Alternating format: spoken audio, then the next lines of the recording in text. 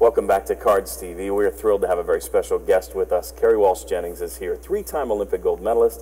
My name is Sean Motha. We appreciate you joining us. I want to go back to your early days as a student athlete because, you know, it's not that you're much of an old-timer, but role models were a little more difficult to find as opposed to children of this generation. So who did you look up to as a student athlete? I appreciate you not calling me an old-timer. You know, yeah, in volleyball, I didn't have a lot of role models to look up to, certainly. There were amazing athletes out there, but they weren't really very accessible. And so I grew up appreciating Mia Hamm and Michael Jordan, and my father, to this day, is my favorite athlete of all time. So I held those athletes close. That being said, I grew up 20 minutes away from Stanford University, and so my parents made it a point to take me to that, to that university so I can see these women play, and I can have that aspiration in my head. You know, if I work hard, my hardest, I can be one of these girls one day. Tell me a little about Dad as your favorite athlete. My dad's a stud.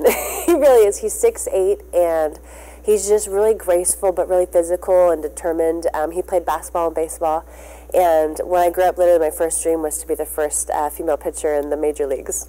That's because he did that, and played first base, and I grew up playing baseball with my brother, and I loved playing basketball as well. But as time grew on, I found volleyball, and my parents encouraged me so much in that. But my dad, I wish you could all see him play because he just is something to watch. Just really pretty. That's awesome. It sounds like Stanford wasn't a very difficult decision for you when it came time. No, if I got into that place, which was the hard part, I was going to go there. Again, it was 20 minutes away from where I grew up, and I'm such a homebody. I really always wanted to be close to my family. So I had the best of both worlds. I got to escape and be in that beautiful bubble, which Stanford is, and play in one of the best programs in the country, still is today, which is really exciting, and have the education that you can only dream of. So I was really proud. It was my first dream come true, going to Stanford and getting my scholarship there. And once you got there, a 4-time first-team All-American, 2 national championships, co-player of the year. Are there any specific memories or one that stands out among all those great memories at Stanford? I was so blessed the entire time there. I've said this so often, but it was storybook for me. I wouldn't have written it any differently. I had 2 shoulder surgeries there. I went through a lot of really tough times, but it just made the great times that much better. Yeah. And I feel like you have to go through those growing pains.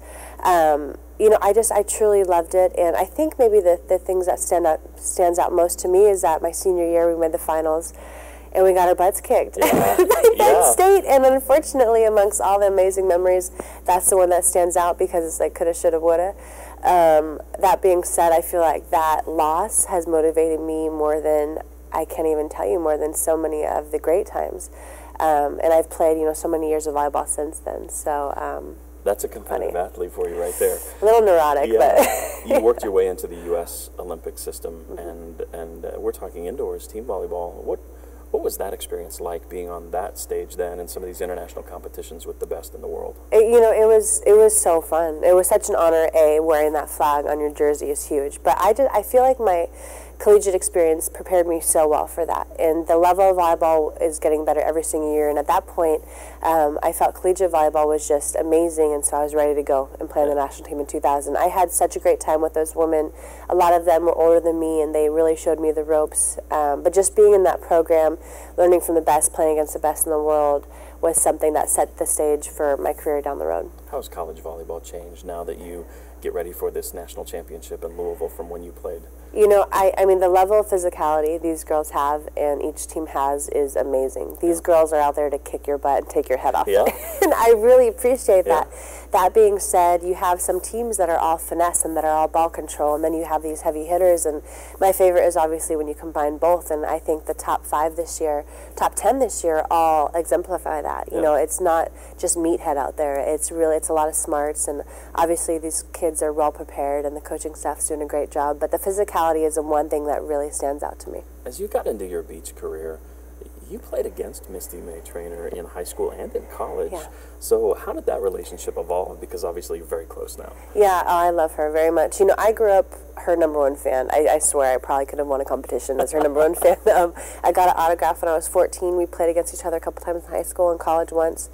And then in 2000, after the Sydney Olympics, we both just were looking for something different. And we grew up, volleyball, it's a big community, but it's very intimate, and so you know who each other are. And our parents just had this great idea to get each other and go for a tryout. And it was early in 2001, and we hit it off, and the rest is history. And we talk about how the college game's evolved. that sport has evolved. Because I remember stories about Kent Steffes and the beach tournaments where a pitcher of beer was the title. Yeah. That was the money that you won, and the game has just evolved so much to where it's a highlight of the Olympic Games. It is, and I'm very proud to say that.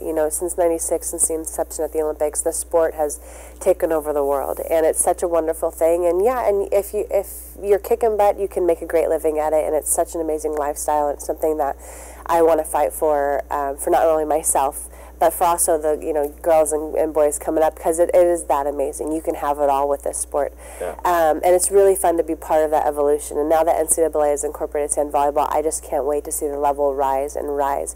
And I think that the title rise not only in beach volleyball, but I think it'll up the ante in indoor volleyball as well, because competition is always a great thing.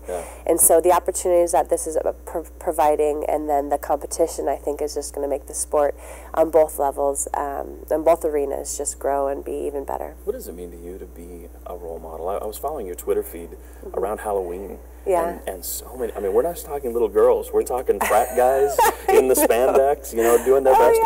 What does that mean to you? It's such a special honor to be a role model, and I feel like I'm surrounded by people who inspire me and who I want to be like them. And so to be that for, the girls and guys out there, and it's like you said, it's not only little kids, it's adults, it's parents now, and it's older people who are, just want to stay fit and just want to keep chasing their dreams, and that is the most humbling thing to me, and it just makes me never want to stop. But the Halloween stuff was hilarious. We had a costume contest, and the two teams that won actually had a guy as me. So it was humbling in a different way, but it's really fun, and it's really an honor for people to recognize Misty and I, and to say we want to be like you guys one day. And we always say be better.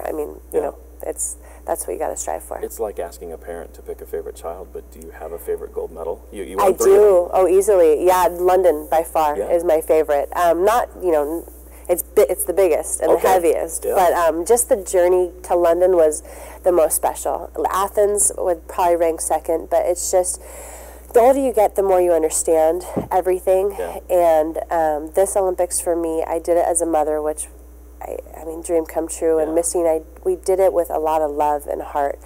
Prior to London, it was a lot of work, a lot of love, but it was just more work than love. And this was a labor of love, and every single day we cherished, and even the poopy times we really enjoyed, and we allowed that to elevate us to win the gold medal. So 6 feet of sunshine. We're talking about the origination, the genesis of that nickname. Oh my God, it's really sweet. When my husband used to, my boyfriend at the time, Casey, he called me that, and then the public took notice of it. But I'm a happy girl. I'm 6'3" almost, actually, so it's a little bit understated. But my husband came up with it, and it's really sweet. It sounds less cheesy when he says it, I promise. But when he proposed to me, it was in the ring that he proposed to me on, and so it's a term of endearment that I love, and that if I'm having a bad day, it's like it helps me pull my head out a little bit. No question. So many people talk about Rio. Yes. You talk about Rio. Tell me about it. I know you're still twisting somebody's arm. Yeah, I'm having a baby, so I have a little time to figure out, the process leading to Rio. But that being said, I know who I want to play with. And I swear, right when I was leaving Heathrow in London, after the Olympics, there was this huge picture of the Cristo in Brazil, and his arms were stretched out, and I swear it was calling to me, and I'm like, I got to do it. And this was after giving my heart and soul to London, and it was really a good moment, because I was like, I don't know if I can do this again. I don't know if I want to. How can you compare these things, and why would I ever want to top this? And I saw that, I was like, I'm not trying to top it. I just want to go and experience it and be the best I can be, and I know I have more in me. So Rio, I want to win a gold medal, and I can't wait to, for my new partner and I to kind of go on that journey together and make it great. We're thrilled to have you here in Louisville. We hope you enjoy your stay, and we look forward to having you for the national championship, and we thank you for what a tremendous role model you are to the sport of volleyball and to all athletes. Oh, thank you very much. And hopefully you guys, I plan on seeing you guys in the Final Four, so let's get that done. We hope we're there. Cardinals versus the Cards. I can take that. Thank you so much, Kerri. My pleasure.